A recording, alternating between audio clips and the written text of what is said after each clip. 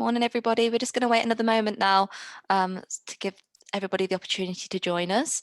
But welcome and thank you for joining us today.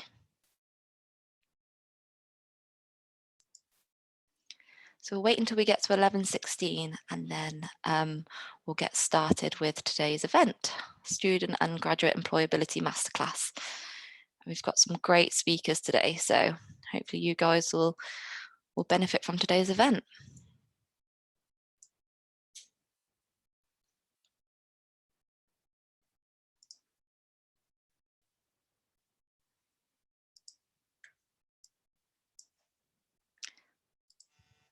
So we've got 78 people in the room at the moment, but they're going up. So just give everybody a chance to join us. Okay, perfect. So we've hit 11:16. So good morning, everybody, and welcome to the second masterclass of Made Futures Live. From the 22nd to the 26th of March, we'll be hosting 2 events a day. The first, a masterclass, and the second, a panel discussion, all aimed at offering advice to job seekers with the help of real life industry leaders. So today, like I mentioned, we have some fantastic speakers who will offer their expert advice on employability skills, apprenticeships or internships can offer, opportunities out there for students and graduates, and tips on how you can get ahead of the competition, along with how to best present yourself in an interview. So joining us today, we have David Bond, Employability Manager at Birmingham City University.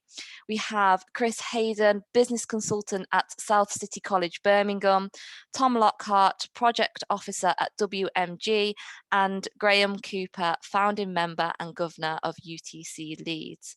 So before we get into it, I would just like to welcome all of our panelists here today and thank you for taking part in this event. We do really appreciate your time and the expertise that you'll be offering to the job seekers today. All of our speakers will be doing a short 10-minute presentation, and then any time left at the end will be left for questions. However, our panelists here today do have a stand at the Made Futures virtual exhibition, except for Graham from UTC Leeds. So you can contact the remaining panelists through their virtual exhibition if you do have any questions that aren't answered today. So first of all, we're going to hear from Tom from WMG. So Tom, please can you introduce yourself, tell us a bit more about your role and show us your presentation once you're done. Yeah, of course. Thanks, Jasmine, and thanks to Made in the Midlands for inviting me along. I find it really useful. So I'm Tom. I work in the WMG SME group. So our team works with the research groups at the university to support small companies in the Midlands and the East Midlands. So the kind of topic I want to cover today is to do with kind of internships and the project that I helped to lead. So I'll just bring up my presentation. Hopefully everyone can see that. So yeah, again, thank you to Made in the Midlands team for bringing me along to this. And the point I really wanted to start with is for kind of young people and graduates, why would you take on an internship? Because you can look at it in a variety of ways, different positives depending on the kind of situation you're in. So in a lot of cases, as everyone knows, with graduate jobs, they tend to ask for work experience. It's very difficult to get that sort of work experience in when you're a student. So internships are a good way to try and take on a bit of work experience either over the summer or in a kind of sandwich year or whatever that may be. So that really helps to kind of boost your CV when you're going into those opportunities. In a lot of cases, it helps you with technical skills as well as your soft skills. So if there was a particular area you wanted to work in, whether it be software or a particular area of engineering, for example, then that's a kind of good thing to be able to get your hands on experience, because again, in a lot of cases, you can't get that as easily as you probably would like to. Taking on an internship makes you more employable. So again, kind of tying into that work experience factor, not just the technical skills, but also just generally being around other people and working with them on projects and on work really helps for when you're going into those interview situations and you can give clear examples to those people. And ultimately, not all of them, but in a lot of cases, internships are paid. So it's always helpful to kind of pay off a bit of the student loan or just generally have a bit of extra money in your pocket. Just to cover a bit on our program, so there are a variety of internships across the Midlands. Ours, we try and make sure that there's kind of a bit of industrial relevance. So the projects that you will be working on are actually going to help the company. It's not a case of just going into the company and kind of doing some filing away or whatever it may be. There's really kind of a project that this company is trying to take forward, whether it be a product or kind of productivity or whatever it may be, and hopefully you'd be able to do that. So across the last 10 years, we've done over 300 projects, and we're really trying to kind of ramp that up because we see such an importance for young people to get these kind of experiences and work with companies in the Midlands.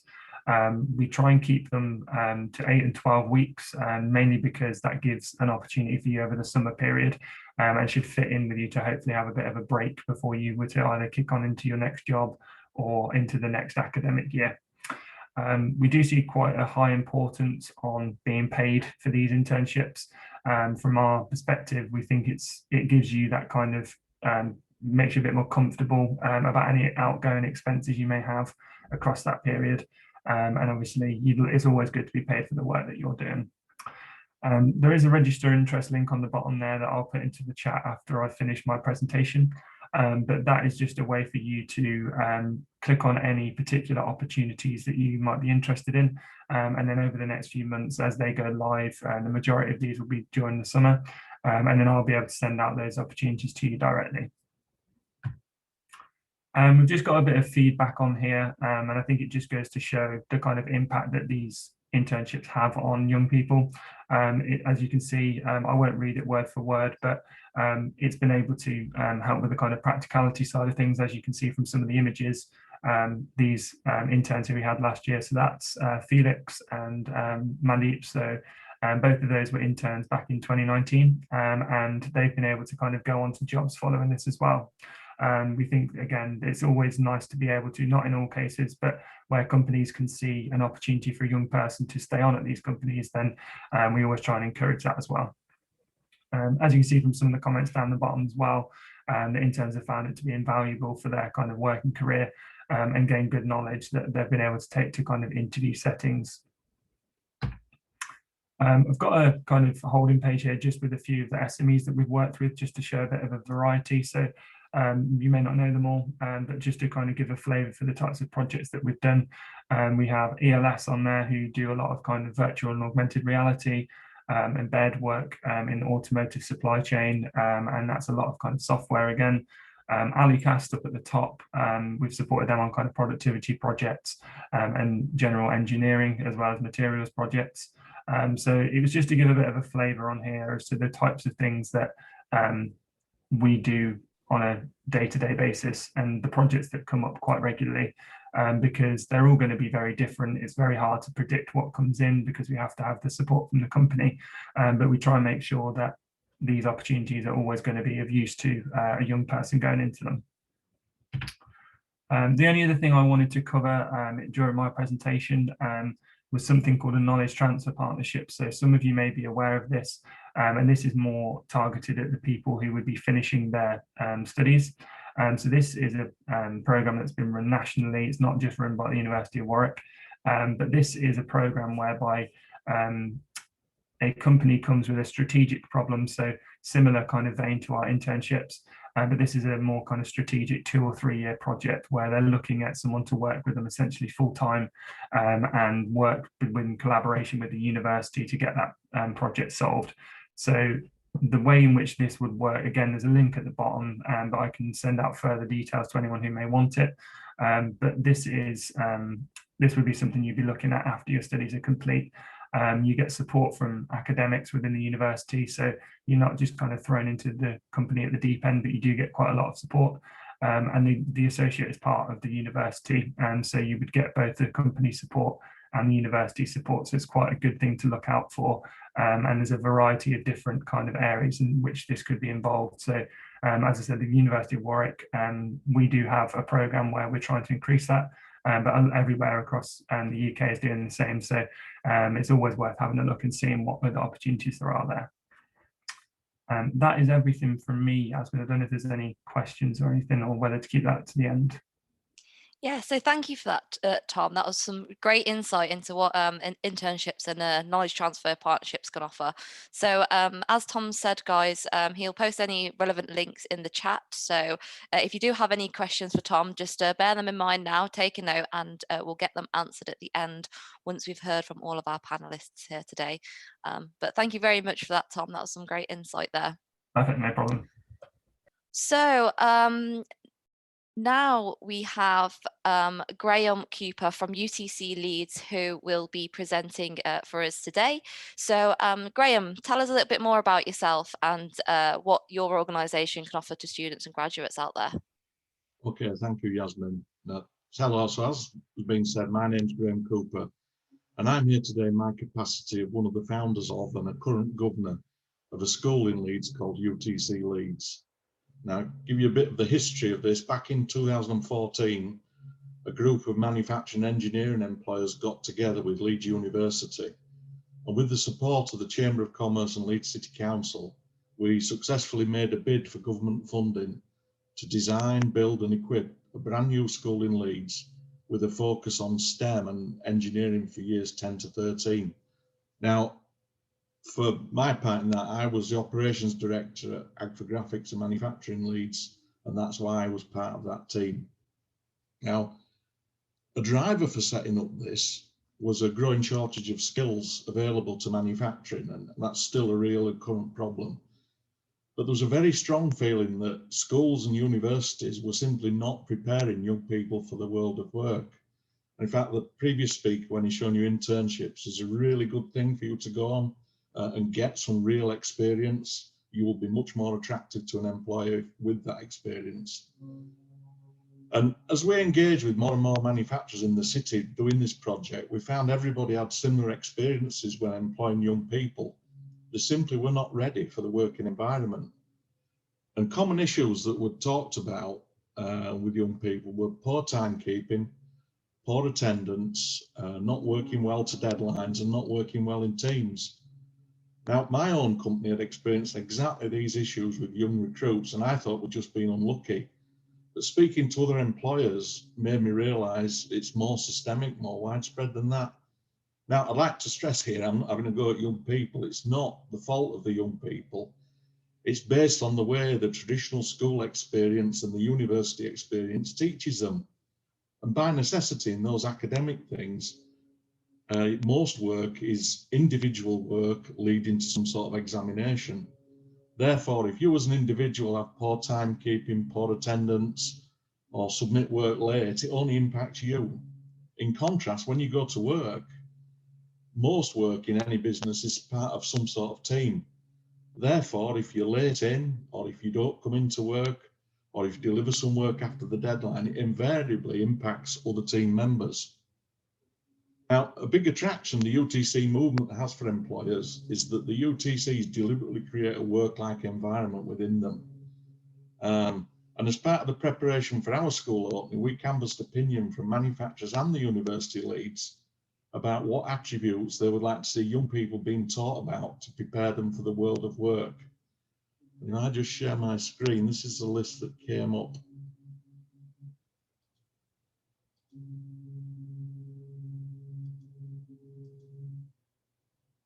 So that list is what we call the 7 employability skills. Now, if you're interested in this, there's no need to write them down or anything like that. You can go on the UTC Leeds website and see those. But students now at UTC Leeds, they're taught the traditional STEM subjects and they take GCSEs or A-levels like other schools. However, the students are constantly encouraged to think about what they are doing in the UTC in terms of these 7 employability skills, and they're encouraged to develop them and think about them.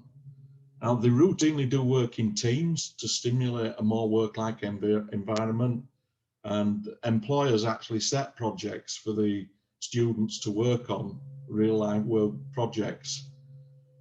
Now, this is clearly working. If I show you the destination data for last year's year 13, you can see that the school had 0% NEETs, which is very rare in a school, but this is in fact the normal for UTC Leeds.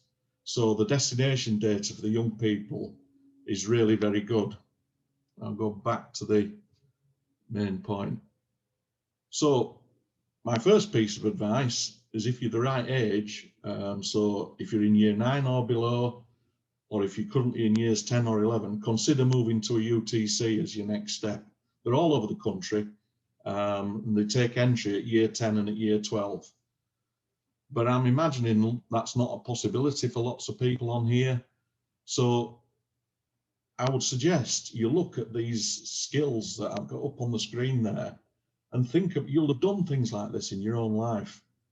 Think about what teams you've been involved in, what problems have you solved. Just get the thought process going. What have you done that's creative? What have you helped to organize? And employers will be impressed by young people who can talk about this sort of activity when they come in for an interview. The academic subjects you get, the GCSEs, A-levels and degrees, typically will just qualify you to get for an interview. They won't get you the job. So a bit more advice from an employer to those young people applying for jobs. One thing to understand is that normally there are far too many applicants for a job who have the required qualifications, and there's too many for them all to be interviewed by an employer. So as an employer, you've then got the very difficult job of reducing the numbers down to who you'll actually interview in a way that's non-discriminatory. And you, as a young person applying for that job, you've got to be careful you don't give the employers an easy way to sift you out. This might not be particularly fair, but it is a fact of life. So to avoid being cut early from a list of applicants, read the job advert really, really carefully and do exactly what it requires you to do and provide exactly all the information it asks for. I'll give you a real example. We put in all our adverts for all our positions, we're looking for people with attention to detail. And we do that because it's necessary in the process, and that's the sort of skill we need. We also say in there, we want your CV and we want a letter describing your current employment status and any experience you've got. A staggeringly large percentage of young people just send in a CV. Now, unfortunately, all those people, the CVs just went in the bin. We didn't even consider them for an interview. You know, so they'd failed because they clearly were not paying attention to detail. So a couple more tips before I finish. Before you go for an interview, if you get through to the interview, look up the company on the internet and make some notes of intelligent questions you can ask about the company and its products. Make notes and don't worry about having those notes and taking them into an interview with you. There's not an employer I know who would object to that. Also make some notes about the sort of extra skills you have learned. So if you've done any of these 7 skills that I've got up, make a note down of it. I'll just actually stop sharing that while I remember so that I don't forget later on. Make some notes about questions you can ask about the job. Now, it's careful here what you ask. You know, ask about the type of work that you'd be doing, who you'd be working with. Even ask about training opportunities and where you will get promoted. Do not ask about pay and holidays. At that stage, if you get a job offer, that will come later. But an employer doesn't want to look at you and think all they're interested in is when they can go on holiday. You know, so be very careful what you ask. And the final thing, which sort of goes right back to what I said at the beginning, poor timekeeping is by reputation, young people have it in industry.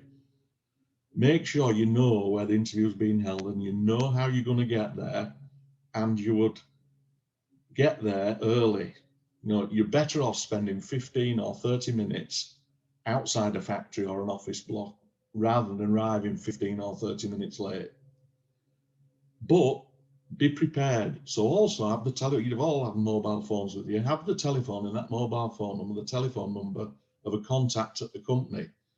And if something happens, you know, a bus breaks down or there's a road blockage or something that unavoidable, you can ring them up before you're late and tell them you're going to be late.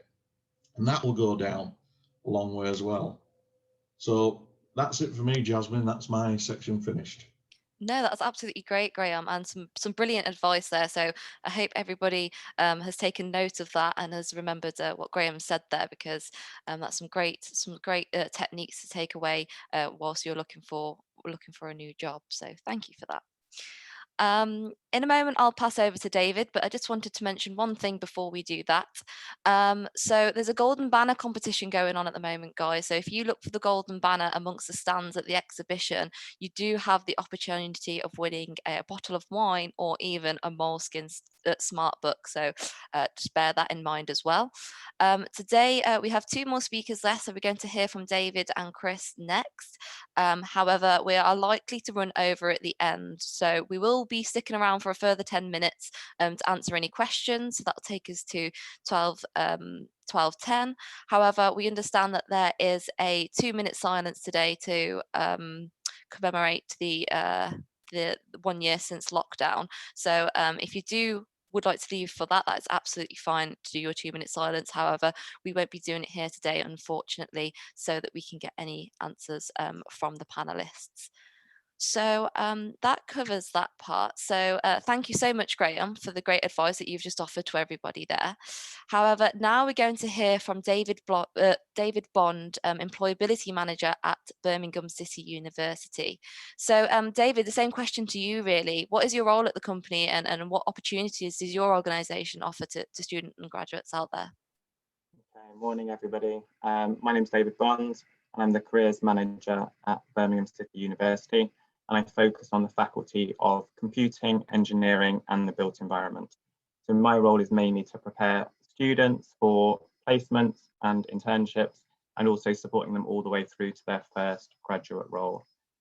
What I'm going to talk about today is, I guess, some just kind of basic hints and tips really to kind of get students thinking about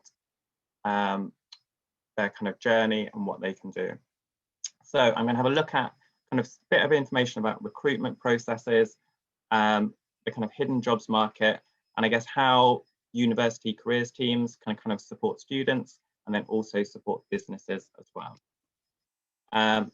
So I think a lot of our students tend to really focus on kind of graduate and placement schemes with kind of large companies. And I think there are some kind of big advantages with looking at those bigger companies, perhaps in terms of salary, but in terms of the kind of training and development that those bigger companies offer.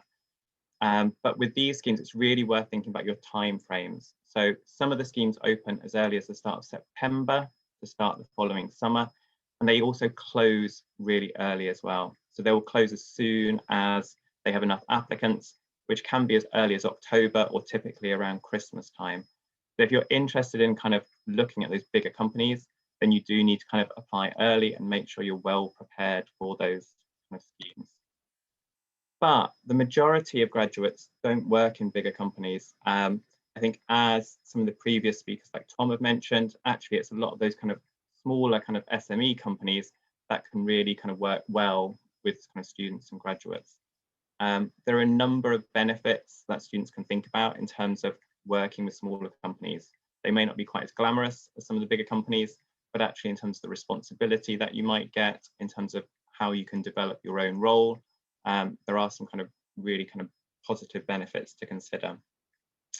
The way they structure and time their applications is really different as well. Processes are often quite simple in terms of their structure, but they're also advertised later. And it's not always advertised as a graduate scheme. Roles may not even be advertised as graduate positions. So you do have to look closely at job descriptions to see what sort of roles and what the responsibilities are. What we've seen recently is some really kind of big changes since coronavirus in terms of recruitment processes. A lot of companies are really moving online in terms of their processes, and the feedback from companies that we work with is that a lot of these processes will stay in place even after coronavirus and the kind of lockdowns have finished. So as an example, students are increasingly being asked to kind of pre-record video interviews, which wasn't kind of something that was common at all a couple of years ago. Over the last year, we've started to see students doing virtual assessment centres, which again was pretty much unheard of a year ago.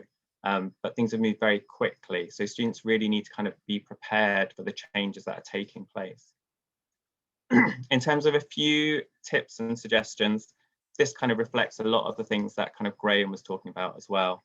So if you're thinking about applying for job roles, really make sure you research the company, really make sure you research the job role.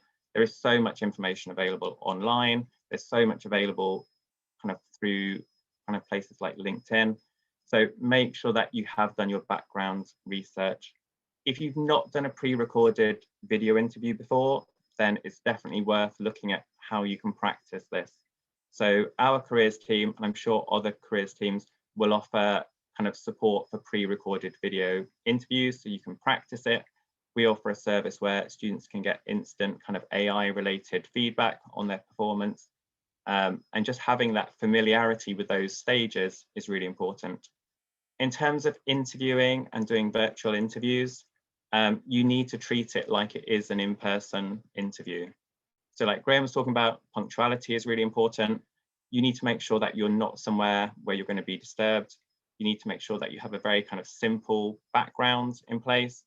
You need to make sure that your Wi-Fi is stable and you're not likely to have any technical problems.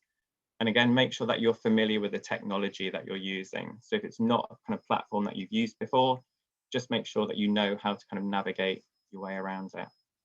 One thing I think is really important is I think often students see interviews as being kind of, are they judged sufficiently? And they forget that actually an interview is a two-way process. So it's really important that actually you've got a kind of positive impression of the company as well as them having a positive impression for you, because you need to make sure that that role is going to be right for you. The next thing I want to kind of talk about in terms of advice is perhaps the kind of routes and the ways that you kind of think about in terms of looking for jobs. I think typically students tend to really focus on just focusing on the big jobs boards that are out there, and they don't actually kind of take as much time to think about networking, to think about how they can perhaps use their networks to kind of see what jobs are out there. I think there is a lot of kind of information about kind of how many jobs are not advertised, but there are a considerable amount of jobs which aren't really advertised. They're not kind of seen on the big jobs boards. So you do need to think a little bit more creatively, especially at the moment with the pandemic, about how you start looking for jobs. If you're not using LinkedIn, again, it's a really kind of great resource, I think, particularly for sectors like computing and engineering. It's a really valuable kind of point of information in terms of what jobs are out there. It has its own jobs board. One thing students don't really understand is that actually LinkedIn has a really good alumni tour. So if you search for your university or even your college, you can start to kind of get some information on, actually, if you look at the students that went to that school or college or university, what are they doing now? So in terms of kind of potential companies that you may not be familiar with, it's a really kind of great tool just to kind of get some background information. In terms of how our team supports students and graduates, I think like a number of universities, we offer career support for students up to 3 years after graduation. So just because somebody has left the university doesn't mean that we don't continue to support them. We have a jobs board, we send out jobs bulletins, we organise regular meet the employer events. So these are kind of very targeted events where students get to meet employers kind of virtually at the moment. Like a lot of universities as well, we do placement years across all our kind of technical courses, but we also do micro placements. So these are kind of much shorter projects. We work within local kind of small and medium-sized companies, and they cover a wide range of roles, and they're usually doing additional work. Again, it's targeted and relevant. So we have electronic engineering students working on kind of small components and designing components for companies. And there's also additional projects suitable for students. So we have a program that kind of improves student STEM skills through a STEM Up program. And we do a specific program for graduates called the Graduate Retune program. And in terms of how we work with businesses, we offer free managed vacancies. So we support kind of local companies to kind of help sift and manage applications. We do free events for employers like careers fairs and meet the employer events. We fund kind of short placements at undergraduate and graduate level across a whole variety of kind of sectors and industries as well. So not just with computing and engineering, but across all courses. And we have a number of additional projects. And one project I just want to mention is our high-level skills match program. So it's in association with a number of other universities. It allows companies locally to kind of provide, to gain kind of specific skills to support their business. We do a business needs analysis for them. And also we offer kind of targeted recruitment support for those companies who are looking for projects, who are looking for kind of placement students. So we kind of bring everything together under one umbrella. And I think hopefully within time, that should be it from me. So I'll have a look at the questions if anybody has any questions. And yeah, that's it. Thank you. Great, thank you for that, David, and some really great advice there in terms of interview techniques and setting up for your interview. So thank you so much for that. So guys, we just heard from David Bond from Birmingham City University, and we have one last speaker today, but certainly not least, we have Chris Hayden from South City College, Birmingham. So Chris, tell us a bit more about you and what advice you have for the job seekers here today. Brilliant. Thank you, Yasmin. And good morning, everyone. Welcome to the session. It's really nice to have you all here. So my name's Chris Hayden. I work for South City College, Birmingham. I'm a business consultant and also an assessor tutor. So I mainly work with businesses to support them with any kind of student engagement, whether that's apprenticeships, work experience and work placements. For those of you that don't know about South City College, we're actually one of the largest and oldest colleges in the country. So we support lots of students in various vocational areas, and engineering manufacturing is just one of the areas that I cover. I have got a very short little video here which just shows you a little bit of an insight into the college, which I'll play, and then I can talk to you about some of the opportunities available.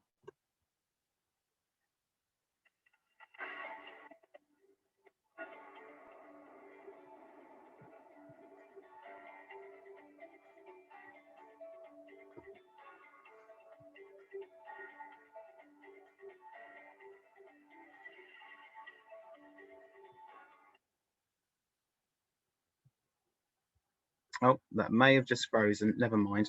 Problems with technology. So there is a longer video which is available on our virtual stand if you'd like to go and visit it. What I'm going to do now is I'm just going to reopen that PowerPoint presentation. I'll reshare again.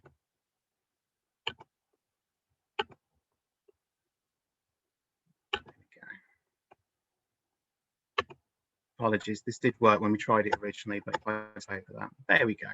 So in terms of the college, there are lots of different courses and options available, starting from level 1, which is foundation, all the way through to HNC, HND, leading on to degree level. We are partnered with universities in the local area, so whatever your path is and whatever level you'd like to do, there are options available. And this is relevant because with our full-time courses, there is an element of work placements and work experience as well.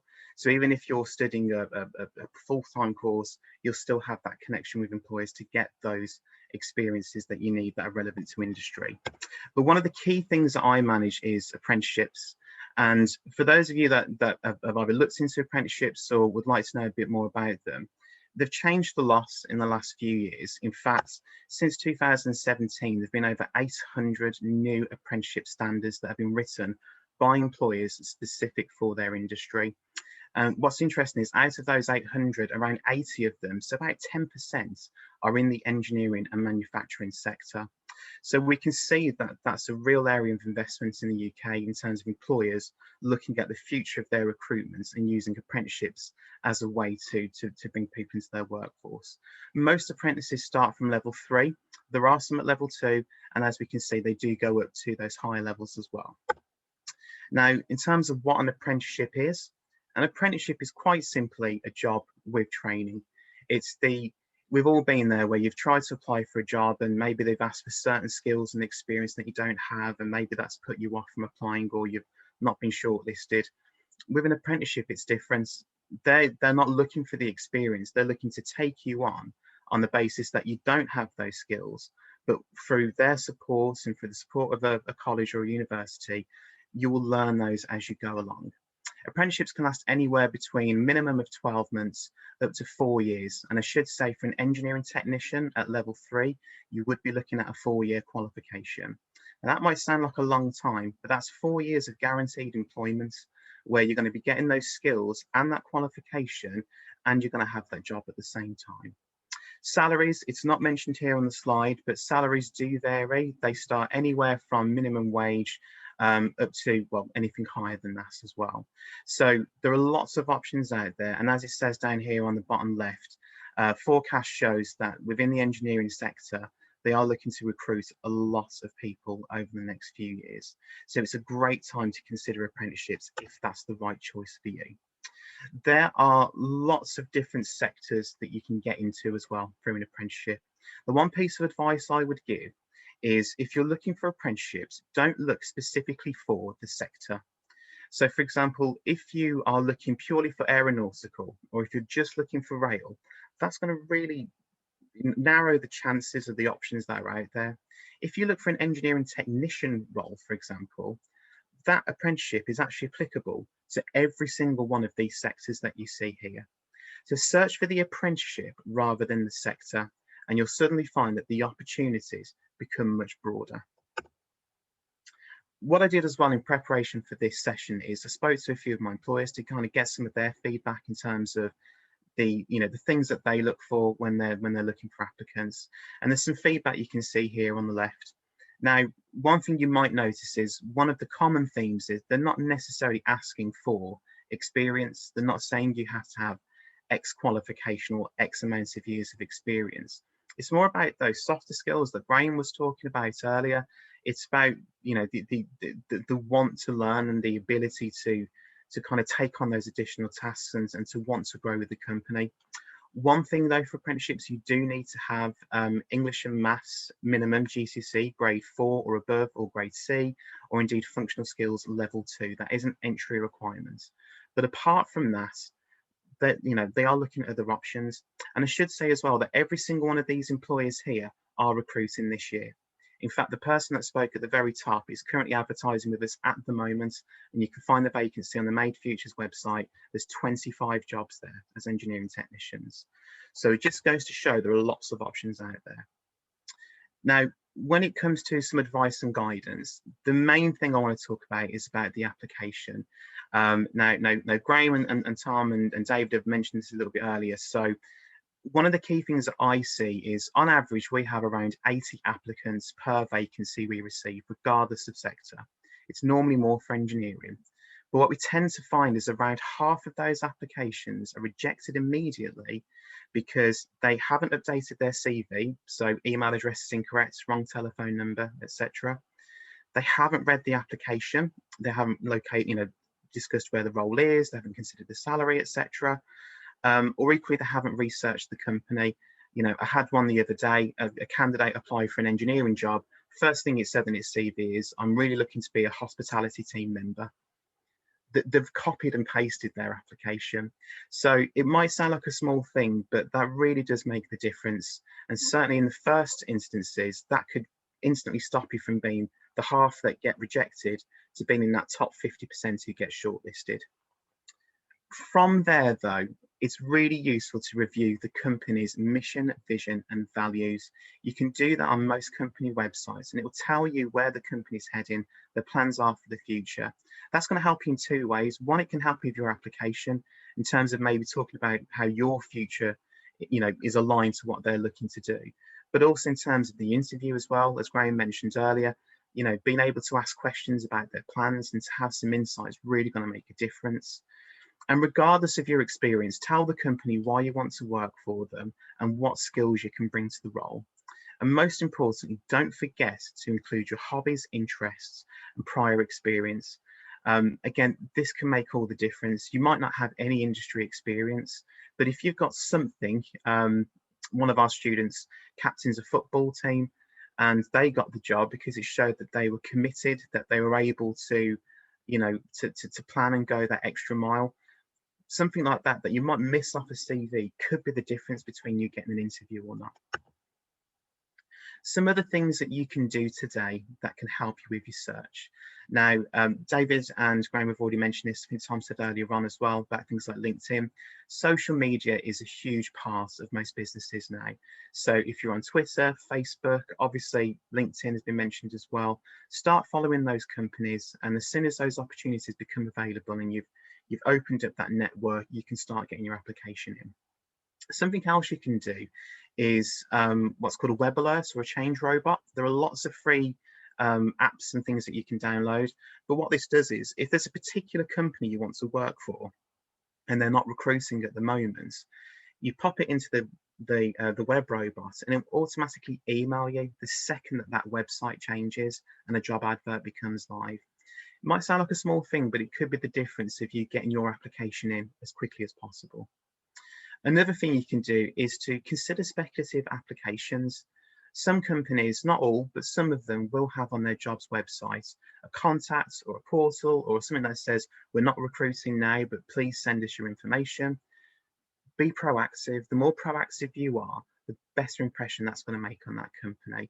And these are things that you can do right now, in addition to searching on some of the other main jobs boards. Here are some other advice areas, some links that you can follow. So in terms of where you can apply for opportunities, you're already here today at Made Futures. Have a look in the careers hub pages, go have a look around the stands and see what job opportunities are out there and start applying. In addition to that, for apprenticeships, if you type in find an apprenticeship into your search engine, that'll bring up the government's National Apprenticeship Service website. You can register on there for free, and again, that'll send you links for opportunities available. You've got our company website there, so you can register with us if you particularly want to work for Southend City, and you can speak to the team members on the chat box as well. Another thing you can do is there's a website called Get My First Job. They've got some great templates for things like cover sheets, letters, CVs, etc. So again, some free advice and guidance in addition to the guidance that's here at Made Futures. And one final thing to mention, because outside of apprenticeships, outside of placements, outside of some of the other things we talked about today, there are also some other schemes running at the moment. Kickstart is a scheme which was started back in September last year, and that's to support businesses who essentially they'll cover your wages for up to 6 months. Now, not all businesses are using this at the moment, but it is something that's more and more companies are utilising, and it's a great way to get some work experience. There's also something called sector-based work academy programs, or SWAPs. That's if you're unemployed, you can sign up for your job coach, and it's training with a guaranteed interview at the end. And then, of course, you've got the third option, which is vocational study. Most courses are funded and they come with that vocational experience as well. So I hope that's giving you something to think about. Please reach out to us. Look forward to answering any questions, and thank you for listening. Great, thank you for that, Chris. And we've just heard from now, guys, Chris from South City College, Birmingham. And as he mentioned, there is job vacancies available on the South City College stand in the exhibition in the Skills Hall. So make sure you head there if you'd like to apply for any of those roles. So thank you all today for being our panelists. So we have Chris, Graham, David and Tom, and we have lots of questions that have come through today. So we're going to get through as many as possible, everybody. I'd also just like to thank the manufacturers from our membership who have also joined us as attendees today, and for all the job seekers for joining in and listening to our event today. So let's get straight into it with the questions. I think if we aim to finish for 12:15, that means the event was an hour long. So stick around, guys, if you'd like your questions being answered. So first, we've got a question for Tom as our first panelist today, and his presentation taking place first. It says, the 1 to 3 project sponsor, does it apply to graduate master students? I think, I'm not sure if that's in relation to visas or not. So in terms of internships, if that is the case, and if I've interpreted the question correctly, For our internships, as long as the kind of student visa allows for somebody to work full time, then that's not a problem. In terms of the KTP opportunities, that would be absolutely fine as well. We're able to sponsor for those. It's just the internships where we couldn't sponsor for such a short period. So as I say, hopefully I got that kind of interpretation right, but yeah. Okay, great. Thank you for that. Thank you for that, Tom. So apologies if I'm pronouncing your name incorrectly, but that was IFMO. That was your question to Tom. So hopefully that gets your question answered. So this next one I'm going to give to Chris, if that's okay. So is there any kind of help to review one CV for a good job application, as you spoke about some links in there, Chris, in your presentation? Yeah, absolutely. So there's a couple of things you can do. With things like Get My First Job and areas like that, that will give you some really good templates which will help you to formulate and to set out the CV and application in a certain way. But that said, if you're applying for a job, particularly through whether it's university or a college, I mean, our team, we actually have a resourcing team, so they will contact you to let you know about your application, and they'll also speak to you as well to find out what you're looking for and to give you some free advice and guidance. So that is also part of our process. Not everybody does it, but that's something that we can offer as well. Great, thank you for that, Chris. And my next question, I'm going to give over to Graham, if that's okay. So Graham, Arpit asks, how do I best channel myself to seek opportunities in aerospace and sustainability, irrespective of my concern? Irrespective of what? Sorry, I missed the last word you said. So Arpit's put, how do I best channel myself to seek opportunities in aerospace and sustainability, irrespective of my concern? Right. Well, I would say what some of the other speakers said, look on LinkedIn, look for companies that are active in the sectors that you're interested in. When you've found them, look on the web. In fact, most companies have a profile on LinkedIn and they will have a link to their own website. So you can use LinkedIn as your central search engine and then go through. You can also search on LinkedIn for subjects like sustainability. So it's really researching and looking up the best thing is the most advice I can give for that. Perfect. Cheers for that, Graham.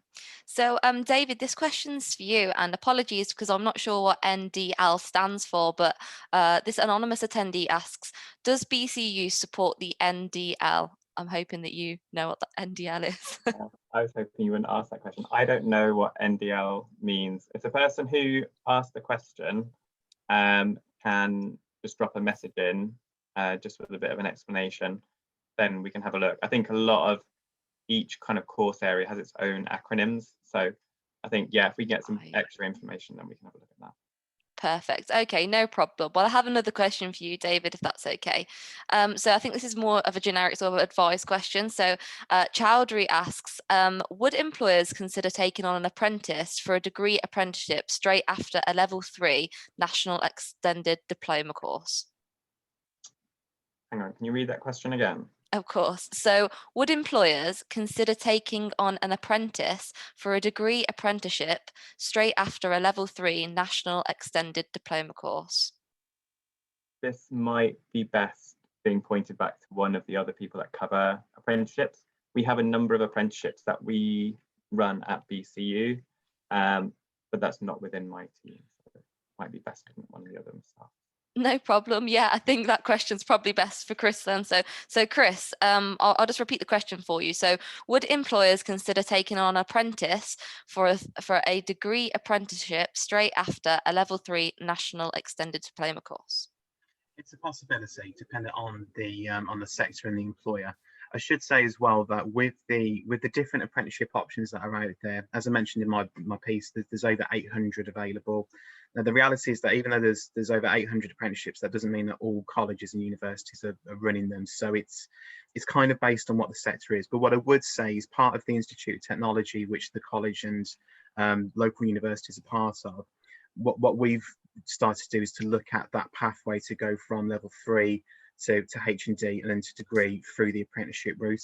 So the short answer is yes, it is an option, but what I would say is you know, it depends on what sector and which apprenticeship pathway you take, because they're not all signed off and lined out yet, if that's not too vague an answer. Okay, thank you for that, Chris. So Lisa, Erin, I'm going to ask you a question next, and I think Alison, Watson, your sort of question comes into this as well. So Lisa asks, and I'm going to ask this to Tom, are internships something that is available for older graduates, nearly 40, who are retraining, or are they only aimed at younger graduates who that would have gone through university straight from school and A levels? Typically, obviously, we don't get as many kind of older graduates, but it wouldn't be something we've discounted, with the idea being that our internship program is there for people to get into the kind of sector that they want to. So obviously, on the most part, I'll be honest, I can't think of anyone we've had before, but we wouldn't discount any kind of older graduates. If it was something you were studying that obviously you hadn't done before, then you're going to need that sort of work experience to try and get into the field that you'd like to get into. So no, I think we'd still kind of welcome any applications from people in that kind of remit. Yeah, of course. And Tom, a couple of people are asking for links for WMG. So I think Tom has already put these into the chat. Yeah, I put our register interest link in, so you should be able to find the page off that as well. But the register interest link just makes it very easy for anyone, because once you've kind of ticked the boxes that you're interested in, as soon as any opportunities go live, I send them out. But there is some more information just off the link that I've put in there as well. Right, okay, perfect. Thank you for that, Tom. So I'm going to ask this question to Graham, if that's okay. So the question I'd like to ask is from an anonymous attendee, and they've asked, would you recommend, Graham, going through university or an apprenticeship? Well, that's a difficult question. I mean, it really depends on the individual and where the individual wants to work. So talk about our company. We used to employ people to go on to apprenticeships where we had a specific skill that we wanted to bring into the organisation. But we used to also recruit graduates where we wanted to bring people in who'd shown that they were academically very capable and able to do distinct technical work. So it really does depend on where you want to go and what sort of role you want to apply for. What I can tell you is that I've spoken to lots of young people, and the apprenticeship route is getting more and more popular because the employer pays all of these fees for you and you earn a salary. And the phrase that I've heard lots of apprentices use, you learn while you earn. And so, you know, you can get qualifications all the way up to degree level and not have any student debt at the end of it, if you can get on the right sort of course. So, but it really is, I'm not talking anybody out of university, because there's lots of people who get fantastic careers having got a degree, you know, so it really is what the individual wants. Sorry for being vague, but it's very hard to answer that any other way. Yeah, exactly. And I think our job seekers here today are just getting sort of a feel for what, you know, what you would recommend as experts in the field. So thank you for that, Graham. So this next question I'm going to pass over to David, if that's okay. So how to get back into the job market after 3 years of a gap year after graduating on a master's degree in engineering. So I think Durai is asking sort of how to get back into a job after 3 years in doing a gap. Yeah, and I think it's probably worth taking it step by step, really. I think if there's that gap, if there is a gap, then it almost needs to be kind of acknowledged, and because I think employers would often ask about a kind of sizable gap. But I think what you might want to think is perhaps just kind of building up some experience and maybe looking at whether you can perhaps initially gain some work experience. There's a lot of things around kind of informational interviews whereby you can kind of contact people, find out a little bit about what they do in their job, what they look for in terms of potential applicants. And then you can start to kind of match some of your skills with some of the skills that employers are looking for. Again, with LinkedIn, it might be worth having a look at whether there's additional training that you can do kind of through LinkedIn Learning as well. It's also worth thinking about projects like the kind of STEM Up project that BCU offers. So we have kind of free training. So we do kind of a variety of short training courses and slightly longer courses on a number of different kind of technical areas. So any kind of things that you can do to kind of demonstrate your interest and ability, whether that is through kind of training, whether that is through kind of just gaining some experience, even if it's quite short work experience, because you never know quite where that might lead to. Yeah, sure. Okay, great. Thank you for that, David. And we've got 5 minutes left, guys, of the Q&A. So make sure to get your questions in. Unfortunately, we won't be able to get through all of them today. However, you can contact a member of staff from the organisations WMG, Birmingham City University, UTC Leeds and Southern City College, Birmingham, by attending the exhibition and having a look around the stand. So this next question I'm going to give to you, Chris. So an anonymous attendee asks, at what level do apprenticeships start and what grades do I need to apply for one? Yeah, sure, great question. So apprenticeships start from minimum level 2, which is equivalent to a GCSE. In engineering, the majority of our employers prefer to start from level 3, which is the A-level equivalent. So in terms of physically starting on an engineering course, realistically, you'd be looking at a level 3, and you would need to have English and maths qualifications, GCSE grade C4, or functional skills level 2 or above. That's what's kind of the entry requirement. But that said, obviously every apprenticeship is different, and a lot of certainly level 2 apprenticeships. So for example, if you wanted to do business or customer service or something slightly different, their entry requirements might be slightly different. And a level 2, you might not necessarily need to have English and maths. You just need to achieve it as part of your apprenticeship. So for example, if you got a D grade at GCSE, you'd need to achieve the equivalent of a C by the end of your program. And that's, again, an option. Yeah, sure. Great. Thank you for that, Chris. So this next question's for Tom. So an anonymous attendee asks, for the WMG internships, are they open for first year undergraduates to apply? Yes, so we've had quite a lot of placements in the last few years who've been taken on by first years. So the kind of way in which we try and make sure it's open to everyone is that when we're kind of scoping these projects, it's that as much as we would obviously like someone who has a bit more experience, the project can still be completed by someone who's only done kind of 1 or 2 years study. So it obviously all depends on the applicants that go in for that particular job. But yeah, I think being a first year would still be worth a try. Great. Thank you, Tom. So again, from another anonymous attendee, Graham, do you have any tips to avoid rejection after an assessment? And I'm guessing from assessment, they mean a job interview or something in that setting. Tips to avoid rejection after the interview? Yes. I don't think there's very much you can do after the interview. I think you should put your efforts into preparing for the interview and making sure that you represent yourself and the skills and the knowledge that you have to the best of your advantage. Once the interview's over, typically employers, if they've interviewed, I don't know, half a dozen people for one position, they maybe draw up a short list of 2, maybe 3 people, and they might re-interview them. But that's a decision the employer makes, not one that you would make as the applicant. So I think after the interview, there's very little you can do other than hope that you made a good impression. Yeah, sure. Okay, great. Thank you for that, Graham. So I just have one more question left, guys, and I'm going to give this one over to David. And another anonymous attendee asks, does making a cover letter help being more recognised by companies? The simple answer is yes. I think with your CV, it really kind of sets out how you market yourself to employers and to businesses.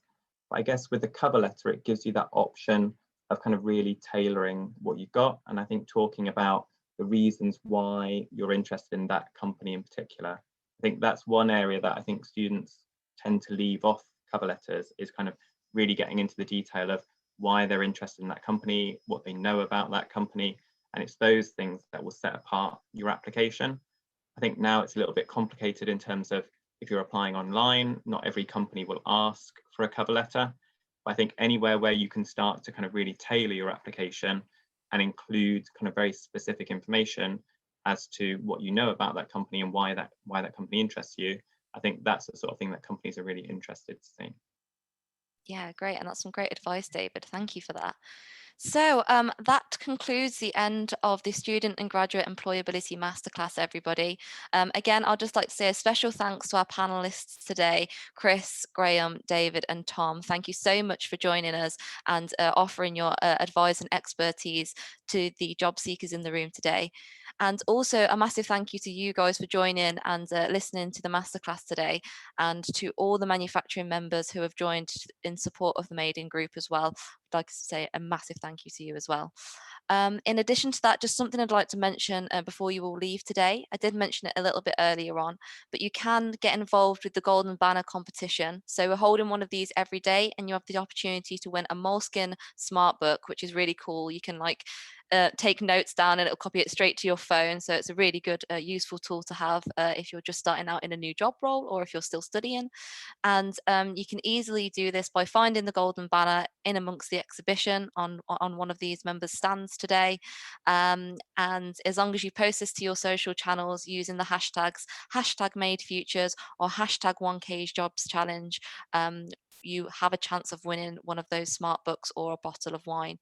But that is everything today. We do have another event going on later today at 2:30 p.m. Meet Britain's Makers for West Yorkshire. So definitely join that if you're able to, as it's a unique opportunity to network directly with industry leaders within West Yorkshire. But I'd just like to thank you all again today for joining us, and I hope to see you at the next event. Cheers, everyone. Bye-bye.